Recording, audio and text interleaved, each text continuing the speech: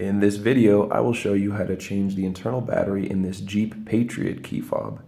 This key fob has been used for many years, all the way back to 2007 up to 2019, and it just takes one of these CR2032 batteries. It's super easy to change the battery yourself at home. Just follow this little tutorial and you'll have it done in no time. You can pick one of these up online. I've left a link in the description to get one on Amazon for just a couple bucks, and then you can just follow along. First thing we're going to do is look right here on the key fob. There is this little slot that we use to open the key fob with something like a flathead screwdriver. Whatever you can fit in there.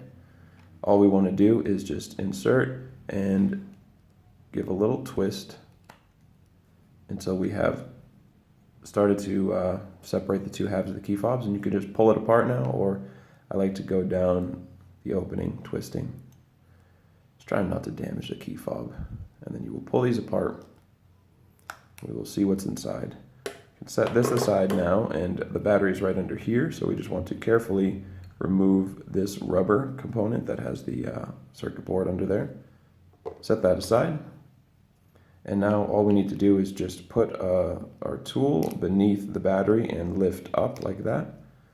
You can see it's a CR2032. Take a fresh new one.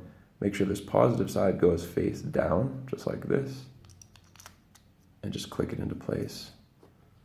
Super easy. All that's left is to reassemble our key fob. So put this rubber component back in place.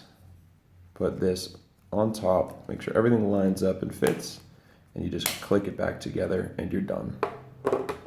If this video helped you out, feel free to leave a like or comment, and for more information on changing batteries in key fobs of nearly every make and model, go ahead and check out fobbattery.com. Thank you for watching.